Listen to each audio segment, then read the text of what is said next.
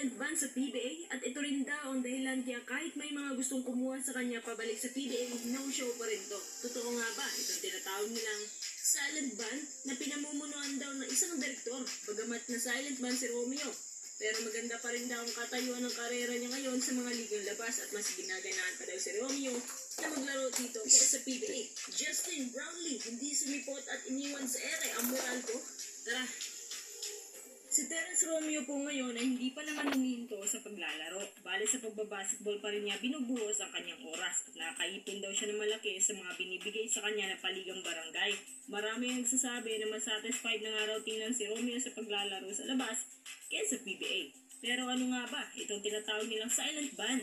Ayon sa aking nalalaman, isa-silent ban ka ng mga nasa taas kapag trip ka nila kahit walang mabigat na rason. Kung gusto ka lang iban ka talaga. Ayon sa mga rumors na may hiningi daw si boss na pabor sa kanya, pero hindi siya pumayag at doon daw yun ang simula. Base sa mga sinasabi ni Mark Cardona tungkol sa silent ban, sigurado daw siya na si Romeo ay na-silent ban talaga, gaya ng nangyari umano kay Joseph Yeo, Chris Lutz, Saul Mercado at Greg Slaughter. Ang hindi lang ako sigurado kung meron ang PBA niyan, pero para kay Cardona, nagsasabi daw talaga siya ng buong katotohanan nung pinost na isang vlogger ang tungkol sa komento niya sa PBA na wala naman daw silang kibo at ang sabi pa, gagagawan daw to ng isang direktor sa PBA. Kahit wala tayong pangalan na sinasabi, kayo nang balang humusga.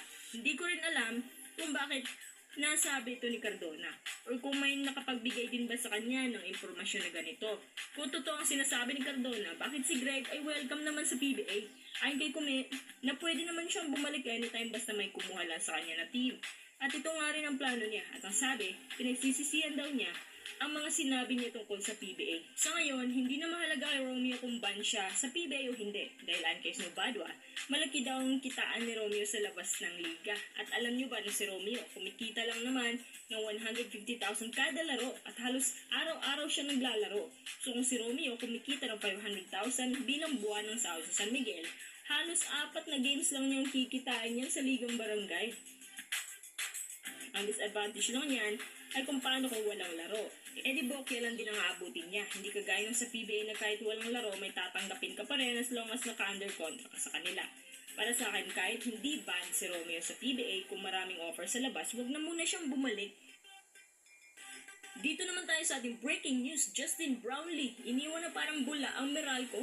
Ayon sa Spin, si JB ay dapat matagal nang bumiyahe 2 or 3 days ago at nakakapagtaka na mukhang alam din ng EASL ang tukol dito. Base sa kanilang website preview na sa Meralco roster, hindi naman nila nabanggit ang tungkol kay JB, so parang alam na nila agad na walang Brownlee ang Meralco or walang nakapag-inform sa kanila na dapat pala si Justin Brownlee ay kasama sa Meralco roster. Ano kaya nangyari kay Justin Brownlee? Ayon kasi sa Meralco na wala namang sinabi si JB na hindi siya sisipot. O kung ma-injuries man, dapat mas maaga yung sinabi ito sa staff para makahanap pa sila ng import na ipapalit sa kanya. Bakit kaya nangyari to? May kinalaman kaya ang boss ng SMC sa hindi pagsipot ni JB? Sa nalalaman ko, si Alchua pa nga raw nagreto kay JB na gamitin ang import nila sa ESL. Total, Philippine Cup naman ang conference sa PBA. Sana, hindi masira ang imahe ni JB nito dahil sa ginawa niya, lalo na ng mga fans ng MVP group. Sayang no, ito na sana ang chance na makapag-team up si RFJ.